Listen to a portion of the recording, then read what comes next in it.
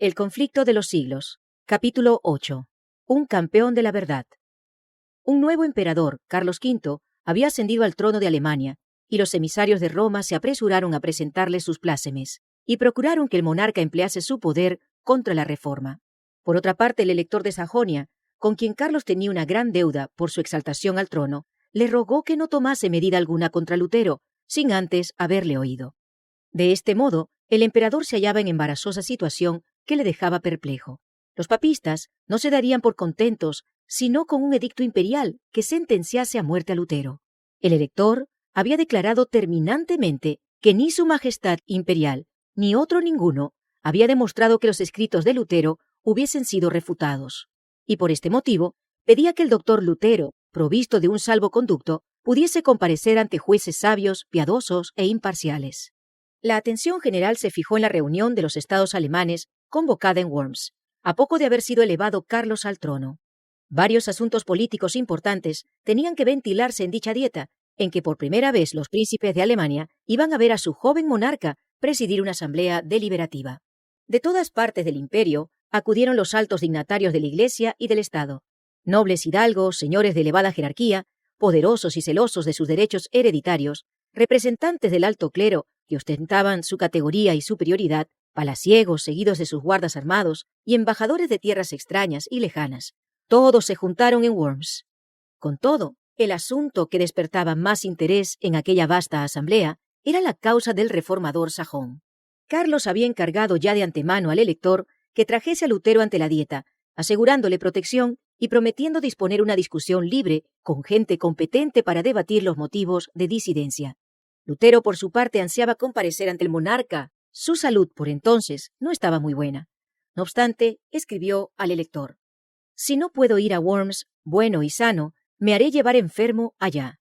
Porque si el emperador me llama, no puedo dudar que sea un llamamiento de Dios. Si quieren usar de violencia contra mí, lo cual parece probable, puesto que no es para instruirse por lo que me hacen comparecer, lo confío todo en manos del Señor.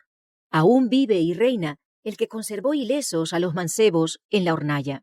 Si no me quiere salvar, poco vale mi vida.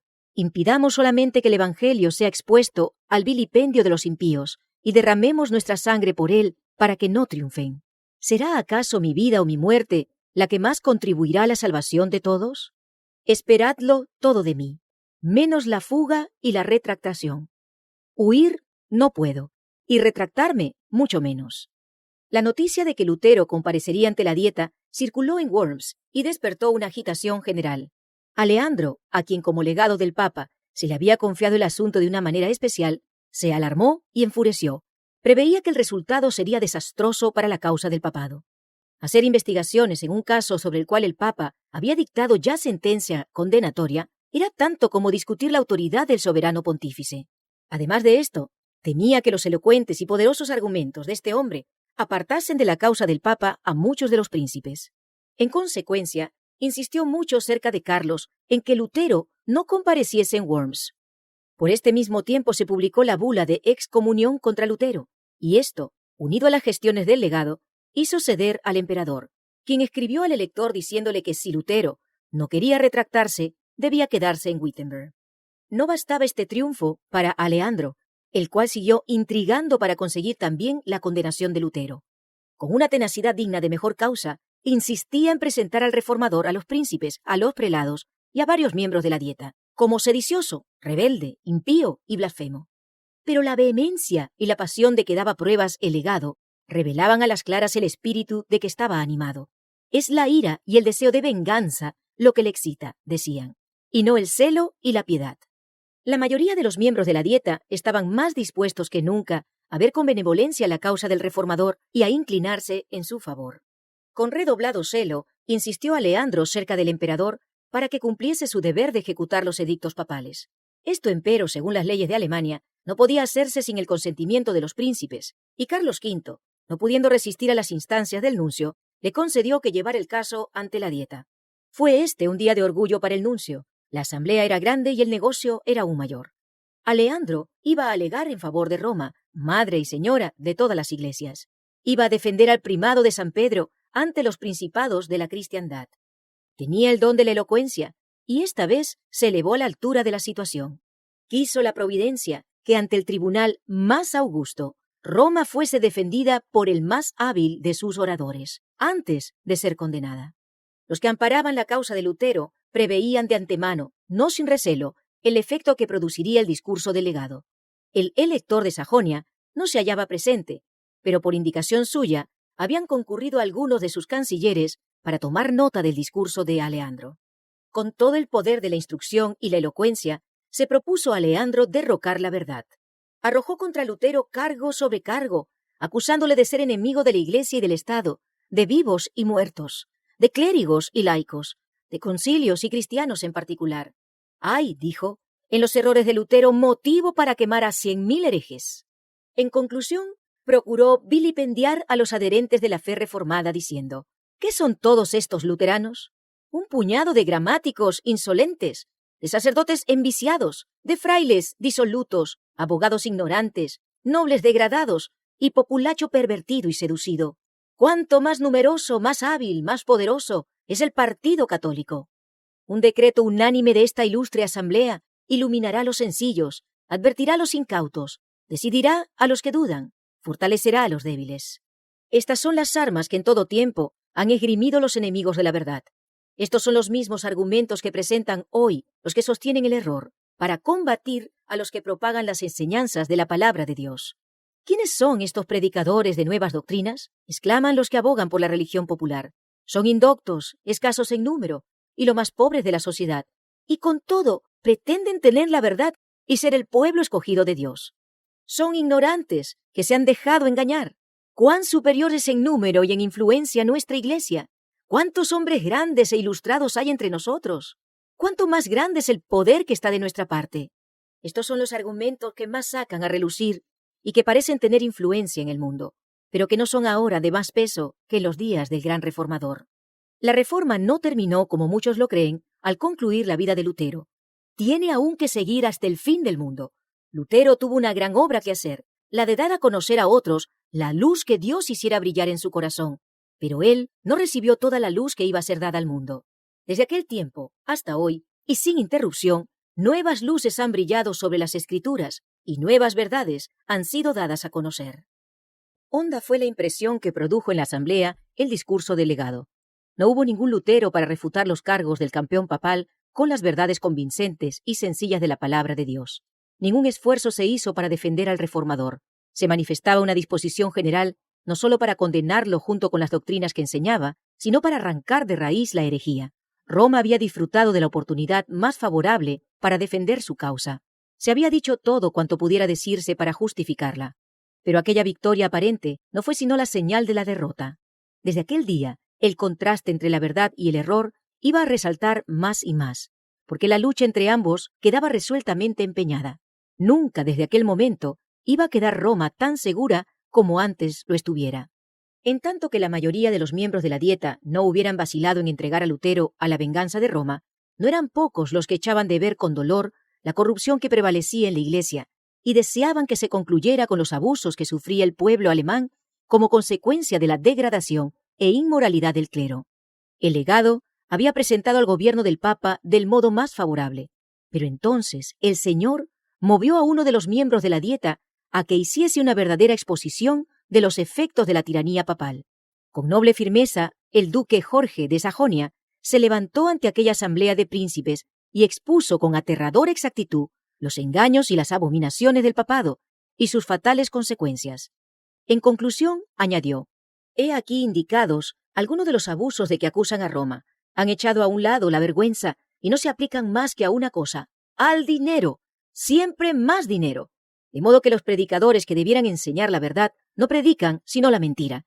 Y no solamente son tolerados, sino también recompensados, porque cuanto más mientan, tanto más ganan. De esta fuente cenagosa es de donde dimanan todas esas aguas corrompidas. El desarreglo conduce a la avaricia. ¡Ah! Es un escándalo que da el clero, precipitando así tantas almas a una condenación eterna. Se debe efectuar una reforma universal». Lutero mismo no hubiera podido hablar con tanta maestría y con tanta fuerza contra los abusos de Roma, y la circunstancia de ser el orador un declarado enemigo del reformador daba más valor a sus palabras.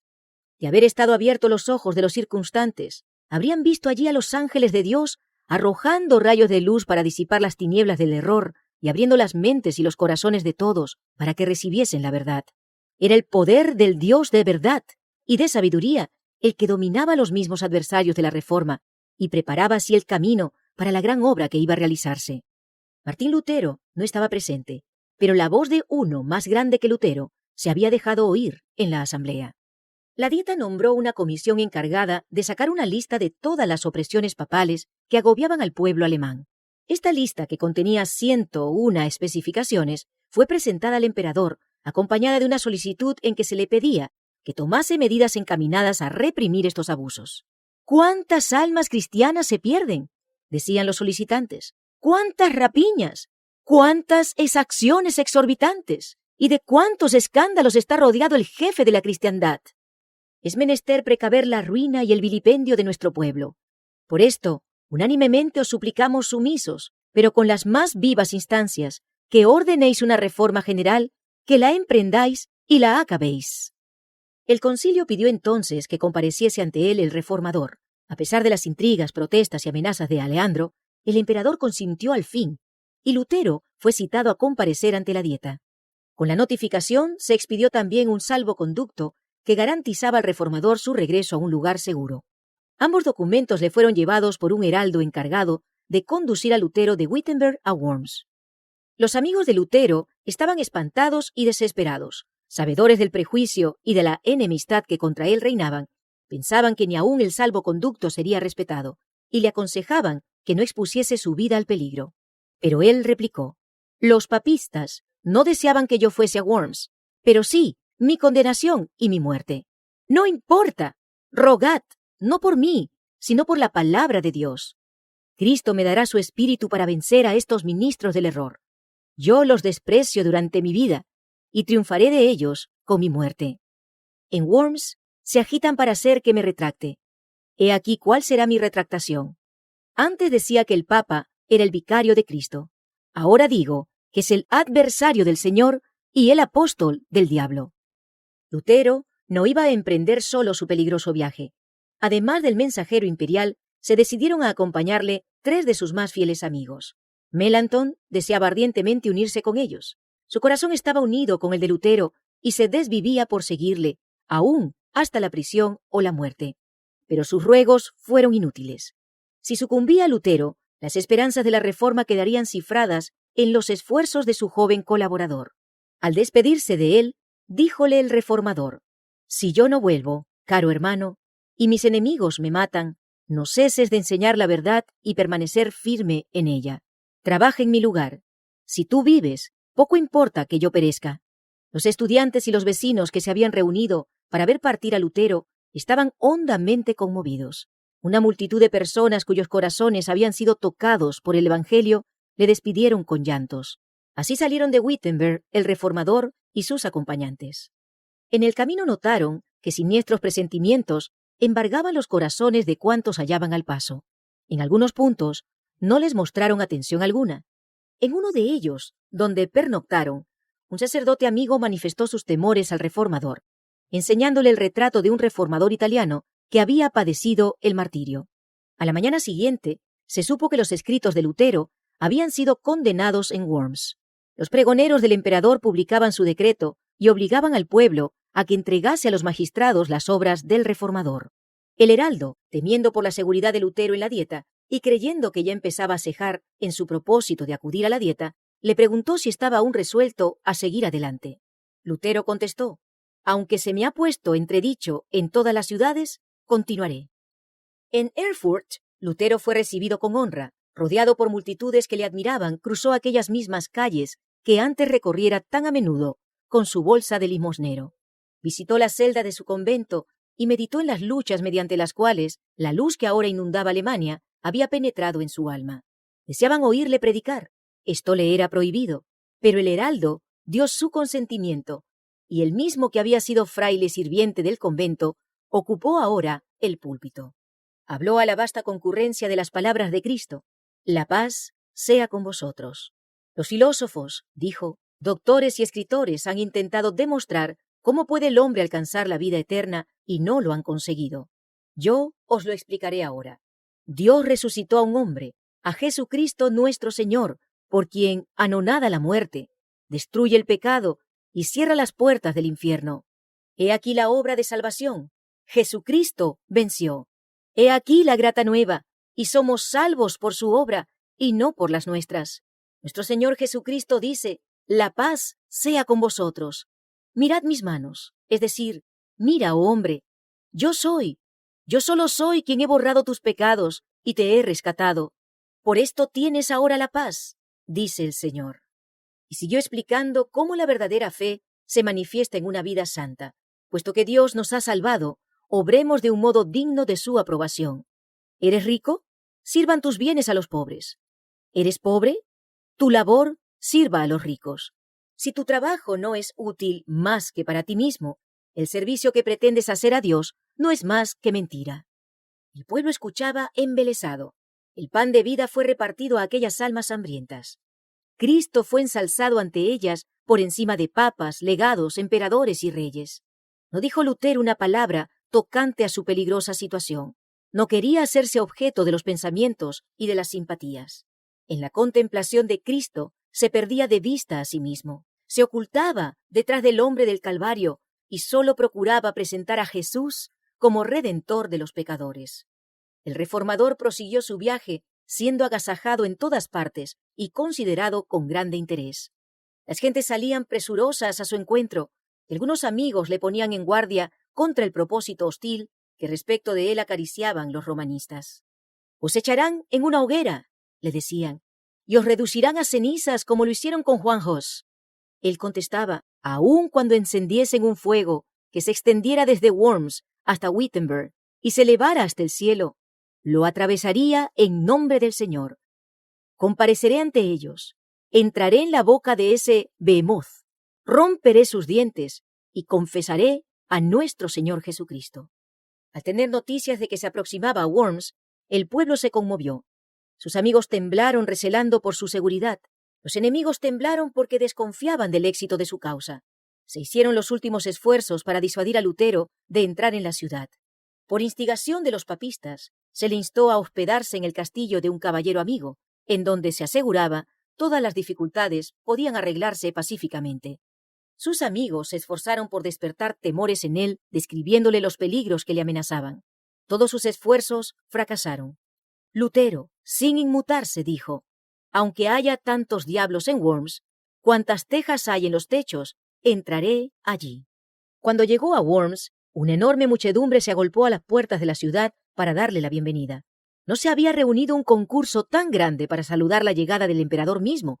La agitación era intensa, y de en medio del gentío se elevó una voz quejumbrosa que cantaba una endecha fúnebre, como tratando de avisar a Lutero de la suerte que le estaba reservada. «Dios será mi defensa», dijo él al apearse de su carruaje. Los papistas no creían que Lutero se atrevería a comparecer en Worms, y su llegada a la ciudad fue para ellos motivo de profunda consternación. El emperador citó inmediatamente a sus consejeros para acordar lo que debía hacerse. Uno de los obispos, fanático papista, dijo: «Mucho tiempo hace que nos hemos consultado sobre este asunto. Deshágase pronto de ese hombre vuestra majestad imperial. ¿No hizo quemar Segismundo a Juan Hus? Nadie está obligado a conceder ni a respetar un salvoconducto dado a un hereje». «No», dijo el emperador, «lo que uno ha prometido es menester cumplirlo». Se convino entonces en que el reformador sería oído. Todos ansiaban ver a aquel hombre tan notable, y en inmenso número se agolparon junto a la casa en donde se hospedaba. Hacía poco que Lutero se había repuesto de la enfermedad que poco antes le aquejara. Estaba debilitado por el viaje que había durado 2 semanas enteras. Debía prepararse para los animados acontecimientos del día siguiente y necesitaba quietud y reposo. Era tan grande la curiosidad que tenían todos por verlo, que no bien había descansado unas pocas horas cuando llegaron a la posada de Lutero condes, varones, caballeros, hidalgos, eclesiásticos y ciudadanos que ansiaban ser recibidos por él. Entre estos visitantes se contaban algunos de aquellos nobles que con tanta bizarría pidieron al emperador que emprendiera una reforma de los abusos de la Iglesia y que, decía Lutero, habían sido libertados por mi evangelio. Todos, amigos como enemigos, venían a ver al monje indómito, que los recibía con inalterable serenidad y a todos contestaba con saber y dignidad. Su porte era distinguido y resuelto. Su rostro delicado y pálido dejaba ver huellas de cansancio y enfermedad, a la vez que una mezcla de bondad y gozo. Sus palabras impregnadas de solemnidad y profundo fervor le daban un poder que sus mismos enemigos no podían resistir. Amigos y enemigos estaban maravillados. Algunos estaban convencidos de que le asistía una fuerza divina. Otros decían de él lo que los fariseos decían de Cristo: «Demonio tiene». Al día siguiente de su llegada, Lutero fue citado a comparecer ante la Dieta. Se nombró a un dignatario imperial para que lo condujese a la sala de audiencias, a la que llegaron no sin dificultad. Todas las calles estaban obstruidas por el gentío que se agolpaba en todas partes, curioso de conocer al monje que se había atrevido a resistir la autoridad del Papa. En el momento en que entraba en la presencia de sus jueces, un viejo general, héroe de muchas batallas, le dijo en tono bondadoso: «Frailecito, frailecito, haces frente a una empresa tan ardua que ni yo ni otros capitanes hemos visto jamás tal en nuestros más sangrientos combates. Pero si tu causa es justa, y si estás convencido de ello, avanza en nombre de Dios y nada temas. Dios no te abandonará». Abriéronse por fin ante él las puertas del concilio. El emperador ocupaba el trono, rodeado de los más ilustres personajes del imperio. Ningún hombre compareció jamás ante una asamblea tan imponente como aquella ante la cual compareció Martín Lutero para dar cuenta de su fe. Esta comparecencia era ya un manifiesto triunfo conseguido sobre el papismo. El Papa había condenado a este hombre, y él se hallaba ante un tribunal que se colocaba así sobre el Papa. El Papa le había puesto en entredicho y expulsado de toda sociedad humana, y sin embargo se le había convocado con términos honrosos e introducido ante la más augusta asamblea del universo. El Papa le había impuesto silencio. Él iba a hablar delante de miles de oyentes, reunidos de los países más remotos de la cristiandad. Una revolución sin límites se había cumplido así por medio de Lutero. Roma bajaba ya de su trono, y era la palabra de un fraile la que la hacía descender. Al verse ante tan augusta asamblea, el reformador de humilde cuna pareció sentirse cohibido. Algunos de los príncipes, observando su emoción, se acercaron a él, y uno de ellos le dijo al oído: «No temáis a aquellos que no pueden matar más que el cuerpo, y que nada pueden contra el alma». Otro añadió también: «Cuando se entregaren ante los reyes y los gobernadores, no penséis cómo o qué habéis de hablar. El Espíritu de vuestro Padre hablará por vosotros». Así fueron recordadas las palabras de Cristo por los grandes de la tierra para fortalecer al siervo fiel en la hora de la prueba. Lutero fue conducido hasta un lugar situado frente al trono del emperador. Un profundo silencio reinó en la numerosa asamblea. Enseguida un alto dignatario se puso en pie y, señalando una colección de los escritos de Lutero, exigió que el reformador contestase dos preguntas: si reconocía aquellas obras como suyas y si estaba dispuesto a retractar el contenido de ellas. Habiendo sido leídos los títulos de los libros, Lutero dijo que sí los reconocía como suyos. Tocante a la segunda pregunta, añadió: atendido que concierne a la fe y a la salvación de las almas, en la que se halla interesada la palabra de Dios, a saber, el más grande y precioso tesoro que existe en los cielos y en la tierra, obraría yo imprudentemente si respondiera sin reflexión. Pudiera afirmar menos de lo que se me pide, o más de lo que exige la verdad, y hacerme así culpable contra esta palabra de Cristo. Cualquiera que me negare delante de los hombres, le negaré yo también delante de mi Padre que está en los cielos. Por esta razón, suplico a su Majestad Imperial, con toda sumisión, se digne concederme tiempo, para que pueda yo responder sin manchar la palabra de Dios. Lutero obró discretamente al hacer esta súplica. Sus palabras convencieron a la asamblea de que él no hablaba movido por pasión ni arrebato. Esta reserva, esta calma tan sorprendente en semejante hombre, acreció su fuerza y le preparó para contestar más tarde con una sabiduría, una firmeza y una dignidad que iban a frustrar las esperanzas de sus adversarios y confundir su malicia y su orgullo. Al día siguiente debía comparecer de nuevo para dar su respuesta final. Por unos momentos, al verse frente a tantas fuerzas que hacían causa común contra la verdad, sintió desmayar su corazón. Flaqueaba su fe. Sintióse presa del temor y horror. Los peligros se multiplicaban ante su vista y parecía que sus enemigos estaban cercanos al triunfo y que las potestades de las tinieblas iban a prevalecer. Las nubes se amontonaban sobre su cabeza y le ocultaban la faz de Dios. Deseaba con ansia estar seguro de que el Señor de los ejércitos le ayudaría. Con el ánimo angustiado, se postró en el suelo y con gritos entrecortados que sólo Dios podía comprender, exclamó: «Dios todopoderoso, Dios eterno, cuán terrible es el mundo, cómo abre la boca para tragarme, y qué débil es la confianza que tengo en ti. Si debo confiar en lo que es poderoso según el mundo, estoy perdido. Está tomada la última resolución y está pronunciada la sentencia. Oh Dios mío, asísteme contra toda la sabiduría del mundo. Hazlo, tú solo, porque no es obra mía, sino tuya. Nada tengo que hacer aquí, nada tengo que combatir contra estos grandes del mundo. Mas es tuya la causa, y ella es justa y eterna. Oh Señor, sé mi ayuda, Dios fiel, Dios inmutable. No confío en ningún hombre, pues sería en vano, por cuanto todo lo que procede del hombre fallece. Me elegiste para esta empresa. Permanece a mi lado en nombre de tu Hijo muy amado Jesucristo, el cual es mi defensa, mi escudo y mi fortaleza». Una sabia providencia permitió a Lutero apreciar debidamente el peligro que le amenazaba, para que no confiase en su propia fuerza y se arrojase al peligro con temeridad y presunción.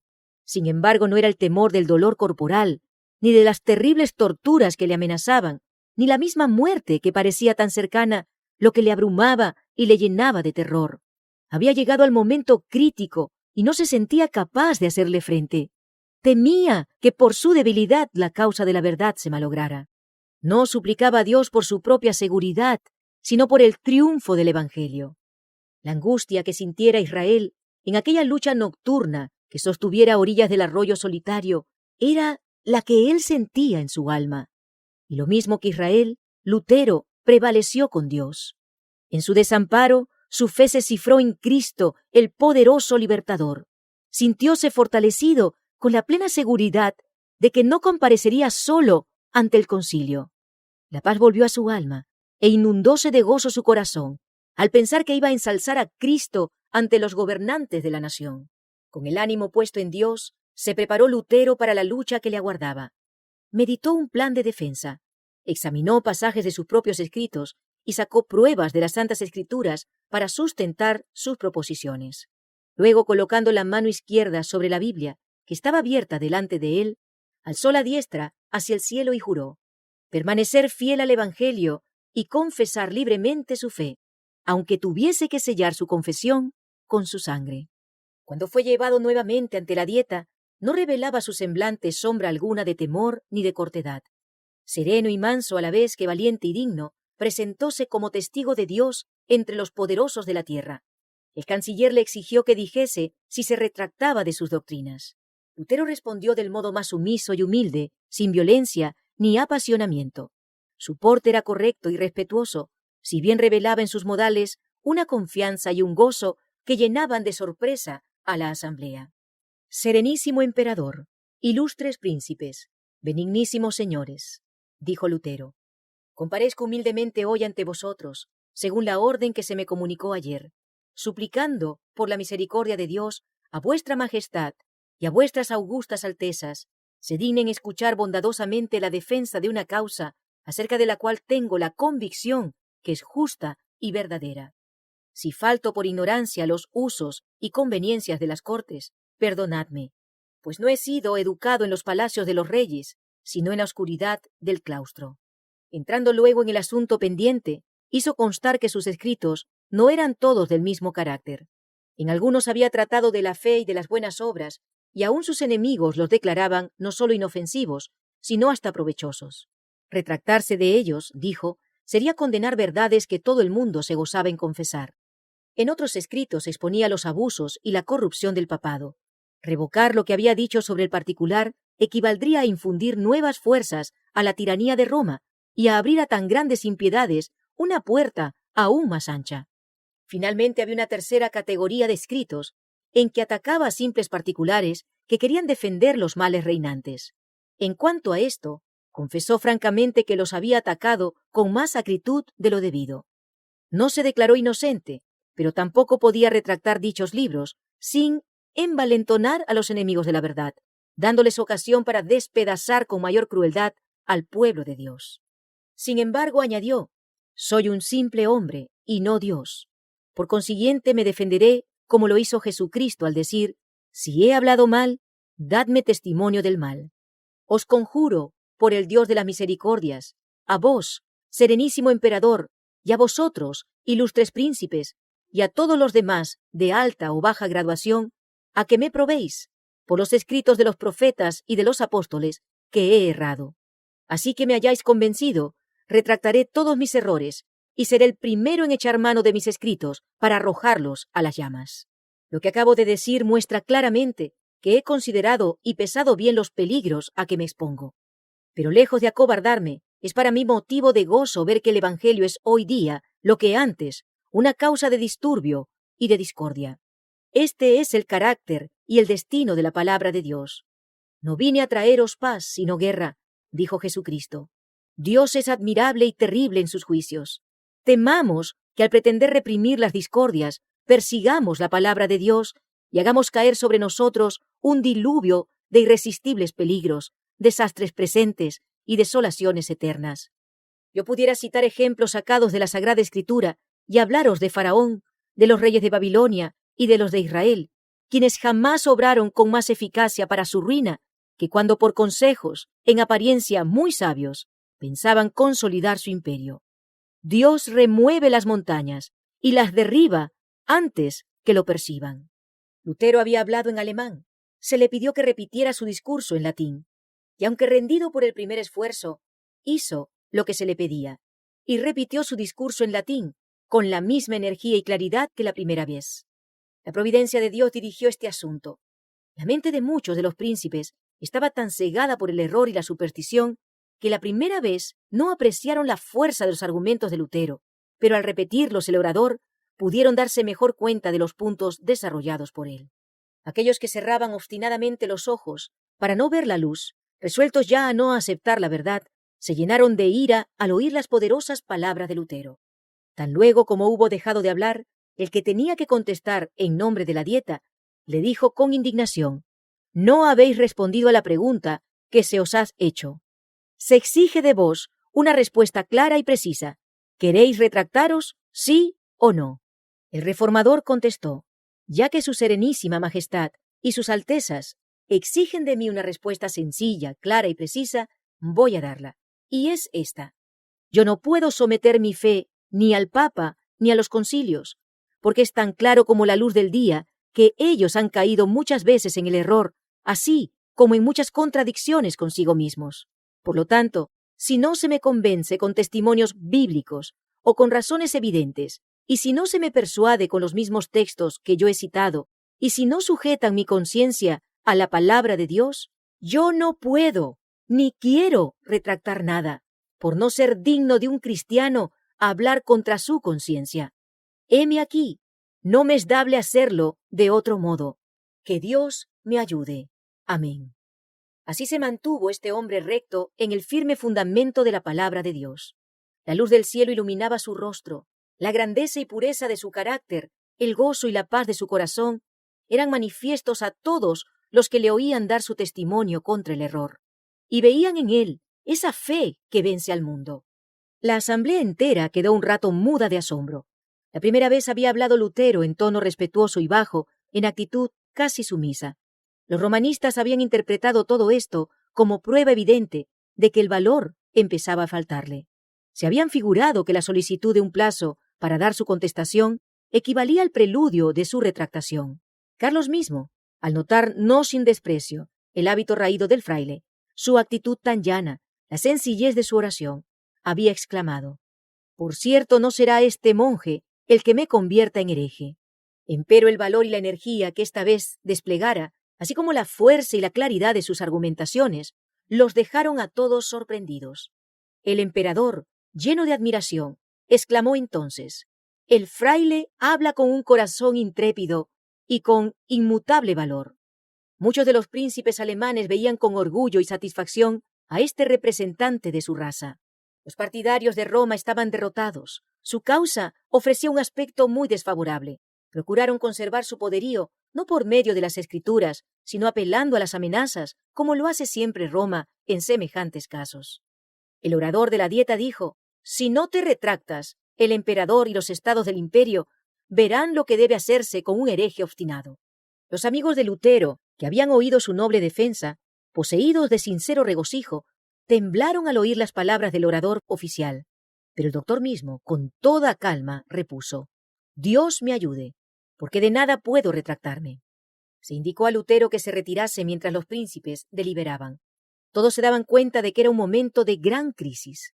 La persistente negativa de Lutero a someterse podía afectar la historia de la Iglesia por muchos siglos. Se acordó darle otra oportunidad para retractarse. Por última vez, le hicieron entrar de nuevo en la sala. Se le volvió a preguntar si renunciaba a sus doctrinas. Contestó: «No tengo otra respuesta que dar que la que he dado». Era ya bien claro y evidente que no podrían inducirle a ceder, ni de grado ni por fuerza, a las exigencias de Roma. Los caudillos papales estaban acongojados porque su poder, que había hecho temblar a los reyes y a los nobles, era así despreciado por un pobre monje, y se propusieron hacerle sentir su ira entregándole al tormento. Pero reconociendo Lutero el peligro que corría, había hablado a todos con dignidad y serenidad cristiana. Sus palabras habían estado exentas de orgullo, pasión o falsedad. Se había perdido de vista a sí mismo y a los grandes hombres que le rodeaban, y sólo sintió que se hallaba en presencia de uno que era infinitamente superior a los papas, a los prelados, a los reyes y a los emperadores. Cristo mismo había hablado por medio del testimonio de Lutero, con tal poder y grandeza que tanto en los amigos como en los adversarios despertó pavor y asombro. El Espíritu de Dios había estado presente en aquel concilio, impresionando vivamente los corazones de los jefes del imperio. Varios príncipes reconocieron sin embozo la justicia de la causa del reformador. Muchos se convencieron de la verdad, pero en algunos la impresión no fue duradera. Otros aún hubo que en aquel momento no manifestaron sus convicciones, pero que habiendo estudiado las Escrituras después, llegaron a ser intrépidos sostenedores de la Reforma. El elector Federico había aguardado con ansiedad la comparecencia de Lutero ante la Dieta y escuchó su discurso con profunda emoción. Experimentó regocijo y orgullo al presenciar el valor del fraile, su firmeza y el modo en que se mostraba dueño de sí mismo, y resolvió defenderle con mayor firmeza que antes. Comparó entre sí a ambas partes contendientes y vio que la sabiduría de los papas, de los reyes y de los prelados había sido anulada por el poder de la verdad. El papado había sufrido una derrota que iba a dejarse sentir en todas las naciones a través de los siglos. Al notar el legado el efecto que produjeran las palabras de Lutero, temió, como nunca había temido, por la seguridad del poder papal, y resolvió echar mano de todos los medios que estuviesen a su alcance para acabar con el reformador. Con toda la elocuencia y la habilidad diplomática que le distinguían en gran manera, le pintó al joven emperador la insensatez y el peligro que representaba el sacrificar en favor de un insignificante fraile la amistad y el apoyo de la poderosa sede de Roma. Sus palabras no fueron inútiles. El día después de la respuesta de Lutero, Carlos mandó a la Dieta un mensaje en que manifestaba su determinación de seguir la política de sus antecesores de sostener y proteger la religión romana. Ya que Lutero se negaba a renunciar a sus errores, se tomarían las medidas más enérgicas contra él y contra las herejías que enseñaba. Un solo fraile, extraviado por su propia locura, se levanta contra la fe de la cristiandad. Sacrificaré mis reinos, mi poder, mis amigos, mis tesoros, mi cuerpo, mi sangre, mi espíritu y mi vida para contener esta impiedad. Voy a despedir al agustino Lutero, prohibiéndole causar el más leve tumulto entre el pueblo.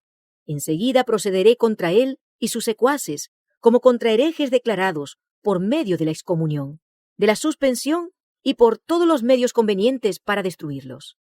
Pido a los miembros de los estados que se conduzcan como fieles cristianos. No obstante, el emperador declaró que el salvoconducto de Lutero debía ser respetado y que antes de que se pudiese proceder contra él, debía dejársele llegar a su casa sano y salvo. Dos opiniones encontradas fueron entonces propuestas por los miembros de la Dieta. Los emisarios y representantes del Papa solicitaron que el salvoconducto del reformador fuera violado. El Rin, decían, debe recibir sus cenizas como recibió hace un siglo las de Juan Hus. Pero los príncipes alemanes, si bien papistas y enemigos jurados de Lutero, se opusieron a que se violara así la fe pública, alegando que aquello sería un baldón en el honor de la nación. Recordaron las calamidades que habían sobrevenido por la muerte de Juan Hus y declararon que ellos no se atrevían a acarrearlas a Alemania ni a su joven emperador. Carlos mismo dijo, en respuesta a la vil propuesta, aun cuando la buena fe y la fidelidad fuesen desterradas del universo, deberían hallar refugio en el corazón de los príncipes. Pero los enemigos más escarnizados de Lutero siguieron hostigando al monarca para que hiciera con el reformador lo que Segismundo hiciera con Hus, abandonarle a la misericordia de la Iglesia. Pero Carlos V evocó la escena en que Hus, señalando las cadenas que le aherrojaban, le recordó al monarca su palabra que había sido quebrantada, y contestó, «Yo no quiero sonrojarme como Segismundo». Carlos, empero, había rechazado deliberadamente las verdades expuestas por Lutero. El emperador había declarado, «Estoy firmemente resuelto a seguir el ejemplo de mis antepasados». Estaba decidido a no salirse del sendero de la costumbre, ni siquiera para ir por el camino de la verdad y de la rectitud. Por la razón de que sus padres lo habían sostenido, él también sostendría el papado y toda su crueldad y corrupción. De modo que se dispuso a no aceptar más luz que la que habían recibido sus padres y a no hacer cosa que ellos no hubiesen hecho. Son muchos los que en la actualidad se aferran a las costumbres y tradiciones de sus padres. Cuando el Señor les envía alguna nueva luz, se niegan a aceptarla porque sus padres, no habiéndola conocido, no la recibieron. No estamos en la misma situación que nuestros padres, y por consiguiente nuestros deberes y responsabilidades no son los mismos tampoco. No nos aprobará Dios si miramos el ejemplo de nuestros padres para determinar lo que es nuestro deber, en vez de escudriñar la Biblia por nosotros mismos. Nuestra responsabilidad es más grande que la de nuestros antepasados. Somos deudores por la luz que recibieron ellos y que nos entregaron como herencia, y deudores por la mayor luz que nos alumbra hoy, procedente de la palabra de Dios. Cristo dijo a los incrédulos judíos, «Si yo no hubiera venido y les hubiera hablado, no hubieran tenido pecado. Mas ahora no tienen excusa por su pecado». El mismo poder divino habló por boca de Lutero al emperador y a los príncipes de Alemania, y mientras la luz resplandecía procedente de la palabra de Dios, su espíritu alegó por última vez con muchos de los que se hallaban en aquella asamblea. Así como Pilato, siglos antes, permitiera que el orgullo y la popularidad le cerraran el corazón para que no recibiera al Redentor del mundo, y así como el cobarde Félix rechazara el mensaje de verdad diciendo, «Ahora vete, mas en teniendo oportunidad te llamaré», y así como el orgulloso Agripa confesara, «Por poco me persuades a ser cristiano», pero rechazó el mensaje que le era enviado del cielo, así también Carlos V, cediendo a las instancias del orgullo y de la política del mundo, decidió rechazar la luz de la verdad. Corrían por todas partes muchos rumores de los proyectos hostiles a Lutero y despertaban gran agitación en la ciudad. Lutero se había conquistado muchos amigos que, conociendo la traidora crueldad de Roma para con los que se atrevían a sacar a luz sus corrupciones, resolvieron evitar a todo trance que él fuese sacrificado. Centenares de nobles se comprometieron a protegerle. No pocos denunciaban públicamente el mensaje imperial como prueba evidente de humillante sumisión al poder de Roma. Se fijaron pasquines en las puertas de las casas y en las plazas públicas, unos contra Lutero y otros en su favor. En uno de ellos se leían sencillamente estas enérgicas palabras del sabio: «Ay de ti, oh tierra, cuyo rey es un niño». El entusiasmo que el pueblo manifestaba en favor de Lutero en todas partes del imperio dio a conocer a Carlos y a la Dieta que si se cometía una injusticia contra él, bien podrían quedar comprometidas la paz del imperio y la estabilidad del trono. Federico de Sajonia observó una bien estudiada reserva, ocultando cuidadosamente sus verdaderos sentimientos para con el reformador, y al mismo tiempo lo custodiaba con incansable vigilancia, observando todos sus movimientos y los de sus adversarios. Pero había muchos que no se cuidaban de ocultar su simpatía hacia Lutero. Era éste visitado por príncipes, condes, varones y otras personas de distinción, clérigos y laicos. El pequeño cuarto del doctor, escribía Espalatino, no podía contener a todos los que acudían a verle. El pueblo le miraba como si fuese algo más que humano, y aún los que no creían en sus enseñanzas no podían menos que admirar en él la sublime integridad que le hacía desafiar la muerte antes que violar los dictados de su conciencia. Se hicieron esfuerzos supremos para conseguir que Lutero consintiera en transigir con Roma. Príncipes y nobles le manifestaron que si persistía en sostener sus opiniones contra la Iglesia y los concilios, pronto se lo desterraría del imperio, y entonces nadie le defendería. A esto respondió el reformador: el Evangelio de Cristo no puede ser predicado sin escándalo. ¿Cómo es posible que el temor o aprensión de los peligros me desprenda del Señor y de su palabra divina, que es la única verdad? No, antes daré mi cuerpo, mi sangre y mi vida. Se le instó nuevamente a someterse al juicio del emperador, pues entonces no tendría nada que temer. Consiento de veras, dijo, en que el emperador, los príncipes y aun los más humildes cristianos examinen y juzguen mis libros, pero bajo la condición de que tomarán por norma la Sagrada Escritura. Los hombres no tienen más que someterse a ella. Mi conciencia depende de ella y soy esclavo de su observancia. En respuesta a otra instancia dijo: consiento en renunciar al salvoconducto. Abandono mi persona y mi vida entre las manos del emperador, pero la palabra de Dios nunca.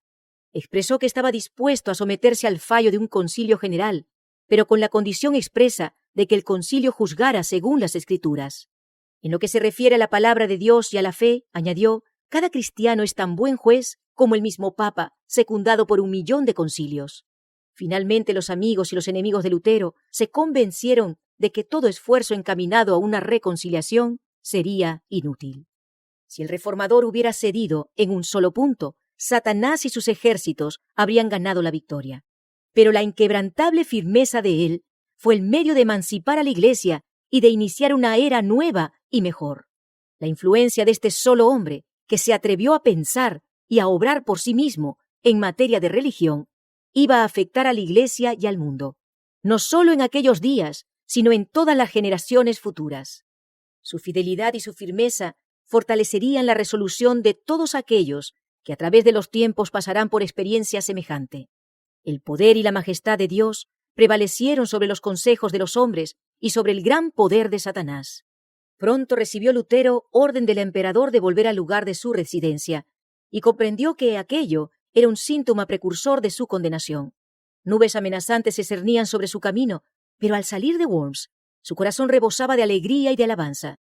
El mismo diablo, dijo él, custodiaba la ciudadela del Papa, mas Cristo abrió en ella una ancha brecha, y Satanás, vencido, se vio precisado a confesar que el Señor es más poderoso que él. Después de su partida, deseoso aún de manifestar que su firmeza no había que tomarla por rebelión, escribió Lutero al emperador diciendo, entre otras cosas: Dios, que es el que lee en el interior de los corazones, me es testigo de que estoy pronto a obedecer con diligencia a vuestra majestad, así en lo próspero como en lo adverso, ya por la vida, ya por la muerte, exceptuando solo la palabra de Dios por la que el hombre existe. En todas las cosas relativas al tiempo presente, mi fidelidad será perenne, puesto que en la tierra ganar o perder son cosas indiferentes a la salvación. Pero Dios prohíbe que en las cosas concernientes a los bienes eternos, el hombre se someta al hombre. En el mundo espiritual, la sumisión es un culto verdadero que no debe rendirse sino al Creador. En su viaje de regreso, fue recibido en los pueblos del tránsito con más agasajos que los que se le tributaran al ir a Worms. Príncipes de la Iglesia daban la bienvenida al excomulgado monje y gobernantes civiles tributaban honores al hombre a quien el monarca había despreciado. Se le instó a que predicase y, a despecho de la prohibición imperial, volvió a ocupar el púlpito. Dijo: nunca me comprometí a encadenar la palabra de Dios y nunca lo haré. No hacía mucho que el reformador dejara Worms, cuando los papistas consiguieron que el emperador expidiera contra él un edicto en el cual se le denunciaba como el mismo Satanás, bajo la figura humana y envuelto con hábito de fraile. Se ordenaba que tan pronto como dejara de ser valedero su salvoconducto, se tomaran medidas para detener su obra. Se prohibía guarecerle, suministrarle alimento, bebida o socorro alguno, con obras o palabras, en público o en privado. Debía apresársele en cualquier parte donde se le hallara y entregársele a las autoridades. Sus adeptos debían ser encarcelados también y sus bienes confiscados. Los escritos todos de Lutero debían ser destruidos y, finalmente, cualquiera que osara obrar en contradicción con el decreto quedaba incluido en las condenaciones del mismo. El elector de Sajonia y los príncipes más adictos a Lutero habían salido ya de Worms, y el decreto del emperador recibió la sanción de la dieta. Los romanistas no cabían de gozo. Consideraban que la suerte de la Reforma estaba ya sellada. Pero Dios había provisto un medio de escape para su siervo en aquella hora de peligro. Un ojo vigilante había seguido los movimientos de Lutero y un corazón sincero y noble se había resuelto a ponerle a salvo. Fácil era echar de ver que Roma no había de quedar satisfecha sino con la muerte del reformador, y solo, ocultándose, podía éste burlar las garras del león. Dios dio sabiduría a Federico de Sajonia para idear un plan que salvara la vida de Lutero. Ayudado por varios amigos verdaderos, se llevó a cabo el propósito del elector, y Lutero fue efectivamente sustraído a la vista de amigos y enemigos. Mientras regresaba a su residencia, se vio rodeado de repente, separado de sus acompañantes y llevado por fuerza a través de los bosques al castillo de Wartburg, fortaleza que se alzaba sobre una montaña aislada. Tanto su secuestro como su escondite fueron rodeados de tanto misterio que Federico mismo, por mucho tiempo, no supo dónde se hallaba el reformador. Esta ignorancia tenía un propósito, pues mientras el elector no conociera el paradero del reformador, no podía revelar nada.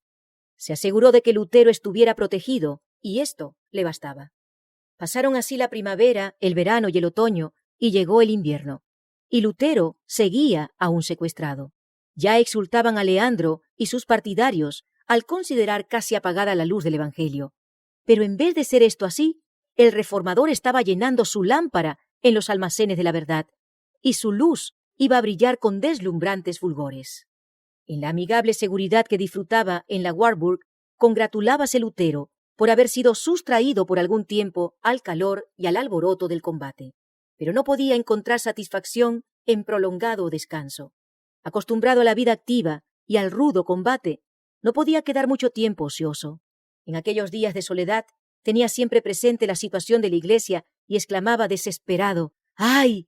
Y que no haya nadie en este último día de su ira que quede en pie delante del Señor como un muro para salvar a Israel.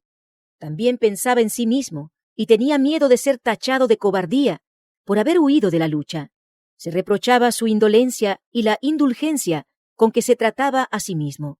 Y no obstante esto, estaba haciendo diariamente más de lo que hubiera podido hacer un solo hombre. Su pluma no permanecía nunca ociosa. En el momento en que sus enemigos se lisonjeaban de haberle acallado, los asombraron y confundieron las pruebas tangibles de su actividad. Un sinnúmero de tratados provenientes de su pluma circulaban por toda Alemania. También prestó entonces valioso servicio a sus compatriotas al traducir al alemán el Nuevo Testamento. Desde su Patmos, perdido entre riscos, siguió casi un año proclamando el Evangelio y censurando los pecados y los errores de su tiempo. Pero no fue únicamente para preservar a Lutero de la ira de sus enemigos, ni para darle un tiempo de descanso en el que pudiese hacer estos importantes trabajos, para lo que Dios separó a su siervo del escenario de la vida pública. Había otros resultados más preciosos que alcanzar. En el descanso y en la oscuridad de su montaña solitaria, quedó Lutero sin auxilio humano y fuera del alcance de las alabanzas y de la admiración de los hombres. Así fue salvado del orgullo y de la confianza en sí mismo, que a menudo son frutos del éxito. Por medio del sufrimiento y de la humillación, fue preparado para andar con firmeza en las vertiginosas alturas a donde había sido llevado de repente. A la vez que los hombres se regocijan en la libertad que les da el conocimiento de la verdad, se sienten inclinados a ensalzar a aquellos de quienes Dios se ha valido para romper las cadenas de la superstición y del error. Satanás procura distraer de Dios los pensamientos y los afectos de los hombres y hacer que se fijen en los agentes humanos. Induce a los hombres a dar honra al mero instrumento, ocultándole la mano que dirige todos los sucesos de la providencia. Con demasiada frecuencia acontece que los maestros religiosos, así alabados y reverenciados, pierden de vista su dependencia de Dios y, sin sentirlo, empiezan a confiar en sí mismos. Resulta entonces que quieren gobernar el espíritu y la conciencia del pueblo, el cual está dispuesto a considerarlos como guías en vez de mirar a la palabra de Dios. La obra de reforma ve así frenada su marcha por el espíritu que domina a los que la sostienen. Dios quiso evitar este peligro a la reforma. Quiso que esa obra recibiese no la marca de los hombres, sino la impresión de Dios. Los ojos de los hombres estaban fijos en Lutero, como en el expositor de la verdad, pero él fue arrebatado de en medio de ellos, para que todas las miradas se dirigieran al eterno autor de la verdad.